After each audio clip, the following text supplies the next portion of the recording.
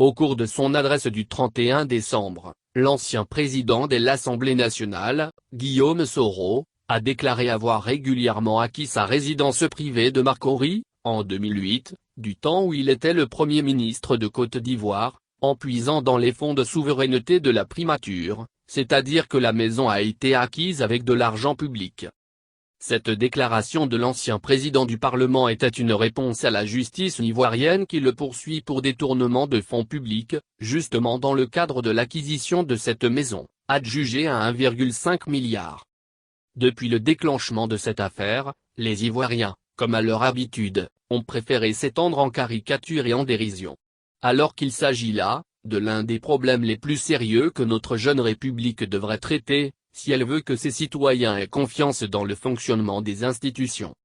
Sans rentrer dans le fond du dossier judiciaire, vu que Soro Guillaume bénéficie de la présomption d'innocence et qu'en aucune manière on ne peut le traiter comme un coupable, tant qu'une cour de justice, en dernier ressort, n'aura pas décidé ainsi, il y a de nombreuses questions qu'on devrait tous se poser, à partir du moment où les présidents d'institutions, certains hauts responsables de la République bénéficient d'un salaire conséquent, à quel niveau de liberté doivent-ils s'établir dans l'utilisation des fonds spéciaux mis à la disposition des institutions qu'ils dirigent?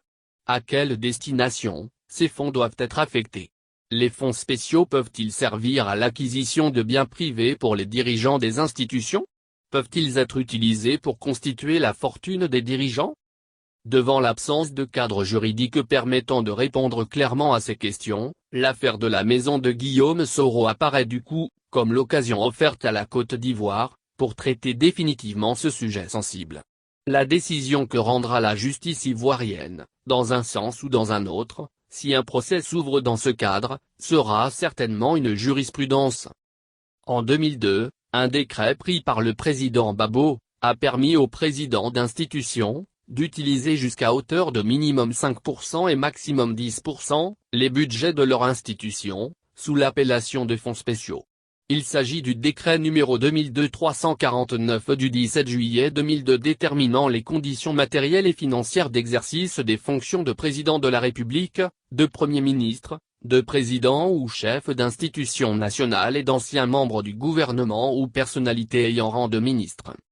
Depuis, comme le journal L'Éléphant déchaîné l'a révélé dans sa parution numéro 656 du 8 octobre 2019, les grands serviteurs de l'État se sont servis chaque année, dans ces fonds spéciaux, en riant, dans un environnement de misère généralisée.